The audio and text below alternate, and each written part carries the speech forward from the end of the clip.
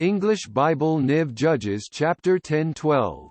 1 After the time of Abimelech a man of Issachar, Tola son of Puah, the son of Dodo, rose to save Israel. He lived in Shamir, in the hill country of Ephraim. 2 He led Israel 23 years, then he died, and was buried in Shamir. 3 He was followed by Jair of Gilead, who led Israel 22 years. 4 He had 30 sons, who rode 30 donkeys. They controlled 30 towns in Gilead, which to this day are called Havoth Jair. 5 When Jair died, he was buried in Kaman. 6 Again the Israelites did evil in the eyes of the Lord.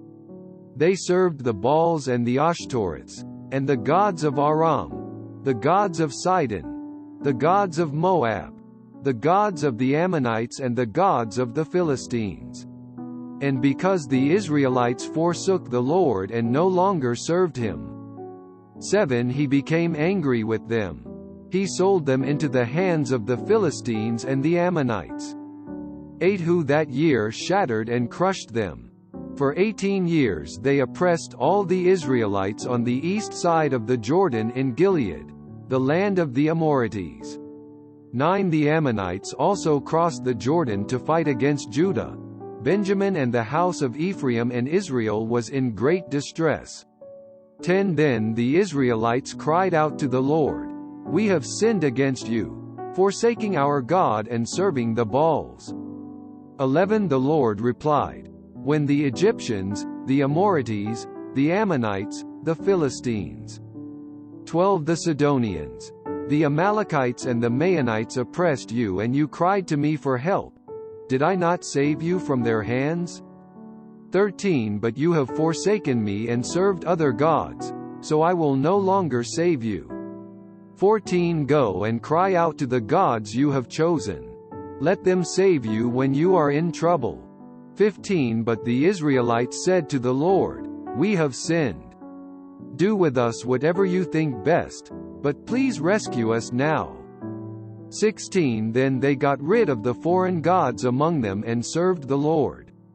And he could bear Israel's misery no longer. 17 When the Ammonites were called to arms and camped in Gilead, the Israelites assembled and camped at Mizpah. 18 The leaders of the people of Gilead said to each other, "Whoever will launch the attack against the Ammonites will be the head of all those living in Gilead." Judges chapter 11. 1 Jephthah the Gileadite was a mighty warrior. His father was Gilead, his mother was a prostitute. 2 Gilead's wife also bore him sons, and when they were grown up, they drove Jephthah away. "You are not going to get any inheritance in our family," they said, "because you are the son of another woman." 3 So Jephthah fled from his brothers and settled in the land of Tob, where a group of adventurers gathered around him and followed him. 4 Some time later, when the Ammonites made war on Israel. 5 The elders of Gilead went to get Jephthah from the land of Tob. 6 Come, they said, be our commander, so we can fight the Ammonites. 7 Jephthah said to them, "Didn't you hate me and drive me from my father's house? Why do you come to me now, when you're in trouble?" 8 The elders of Gilead said to him, "Nevertheless, we are turning to you now. Come with us to fight the Ammonites. And you will be our head over all who live in Gilead."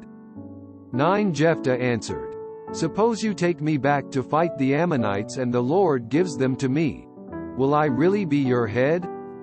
10 The elders of Gilead replied, "The Lord is our witness, we will certainly do as you say."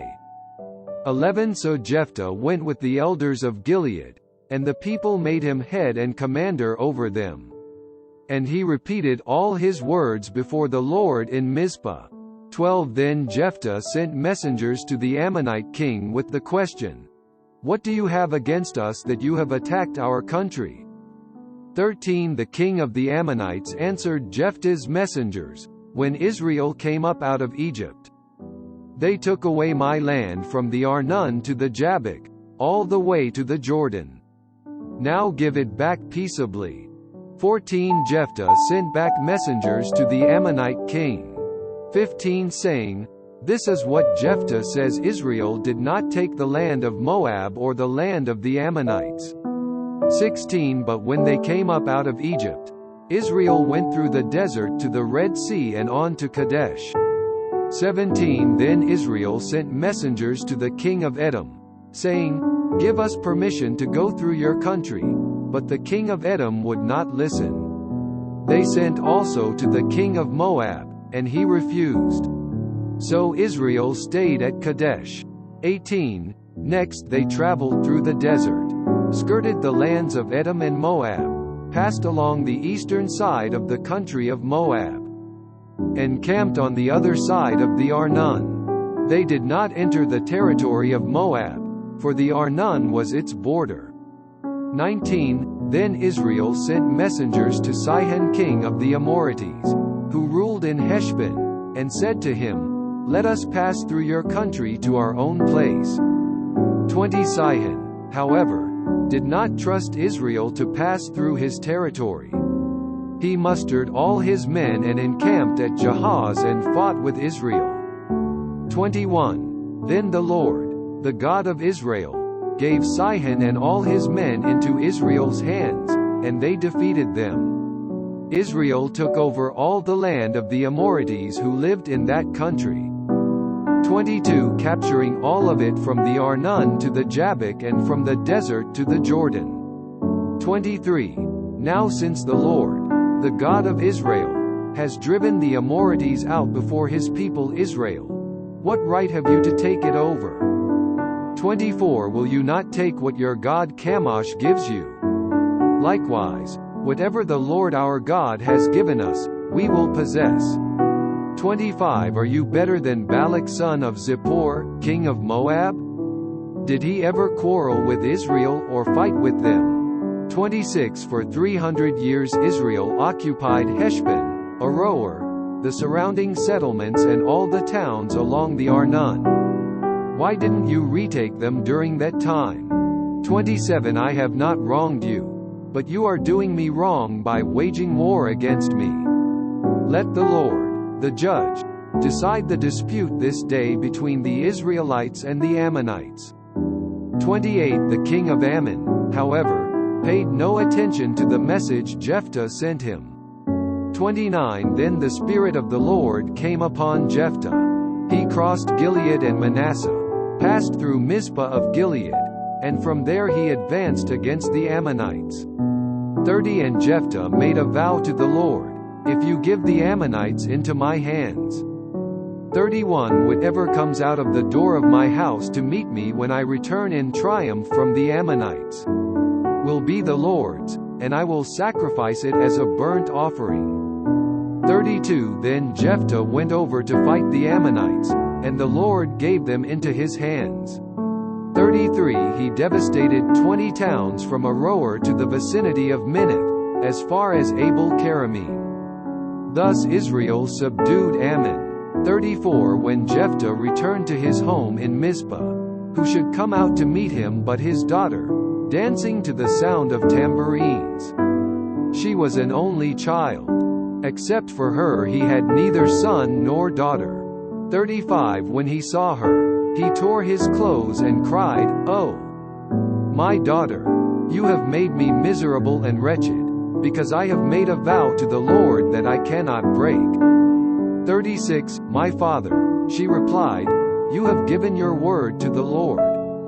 Do to me just as you promised, now that the Lord has avenged you of your enemies, the Ammonites." 37 But grant me this one request, she said. "Give me 2 months to roam the hills and weep with my friends, because I will never marry." 38 You may go, he said. And he let her go for 2 months. She and the girls went into the hills and wept because she would never marry. 39 After the 2 months, she returned to her father and he did to her as he had vowed. And she was a virgin. From this comes the Israelite custom.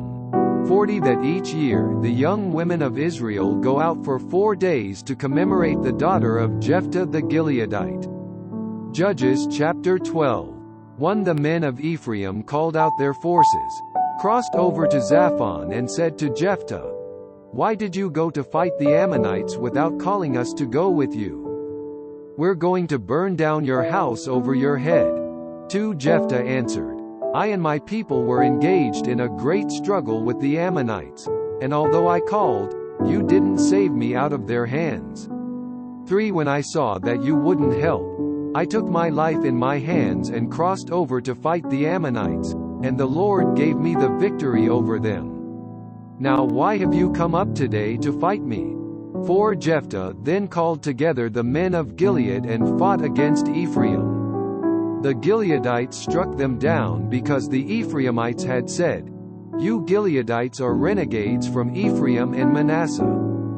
5 The Gileadites captured the fords of the Jordan leading to Ephraim, and whenever a survivor of Ephraim said, "Let me cross over," the men of Gilead asked him, "Are you an Ephraimite?" If he replied, "No." 6 They said, "All right, say, Shibboleth."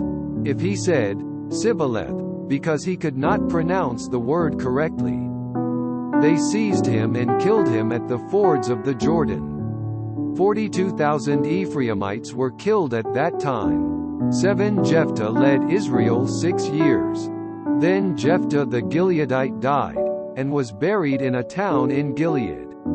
8 After him, Ibzan of Bethlehem led Israel. 9 He had 30 sons and 30 daughters. He gave his daughters away in marriage to those outside his clan, and for his sons he brought in 30 young women as wives from outside his clan. Ibzan led Israel 7 years.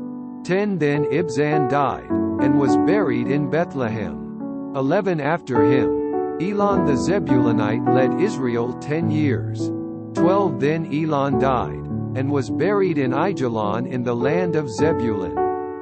13 After him, Abdon son of Hillel, from Pirathon, led Israel. 14 He had 40 sons and 30 grandsons, who rode on 70 donkeys. He led Israel 8 years. 15 Then Abdon son of Hillel died, and was buried at Pirathon in Ephraim, in the hill country of the Amalekites.